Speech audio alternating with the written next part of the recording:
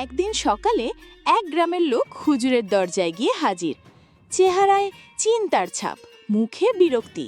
সে বলল, হুজুর, একটা তাবিজ দেন, বউ আমার কথা একটুও শোনে না। হুজুর একটু অবাক হয়ে তাকালেন তার দিকে, তারপর ধীরে ধীরে পকেট থেকে একটা তাবিজ বের করলেন। এই নাও। হুজুর বললেন, পকেটে রাখবা, ইনশাআল্লাহ আল্লাহ রহম করবেন। লোকটা চোখে আলোর ঝিলিক নিয়ে বলল, ধন্যবাদ হুজুর, আপনি না থাকলে জানি না কি করতাম। সে খুশি হয়ে চলে গেল। 3 দিন পর হুজুর ফজরের নামাজ পড়ে ঘরে ঢুকতেই দরজায় টোকা। দেখেন সেই লোক আবার হাজির।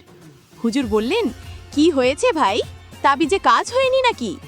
লোকটা গলা নিচু করে বলল, হুজুর, তাবিজ তো ঠিকই আছে, পকেটেই রাখছি, তাহলে সমস্যা কোথায়? লোকটা কাপা কণ্ঠে বলল, বউ বলতেছে তুই তাবিজ আনছস, আমি আনছি লাঠি। সবাই হেসে উঠল, হুজুরও হাসলেন। তারপর একটু থেমে বললেন, শোনো ভাই, তাবিজে যা হয় দোয়াতেই তার চেয়ে বেশি হয়। এই সংসার চালাতে হয় ভালোবাসা দিয়ে, ধৈর্য, দোয়া আর একটু সহনশীলতা। এই 3 জিনিসের চেয়ে বড় কোনো তাবিজ নাই।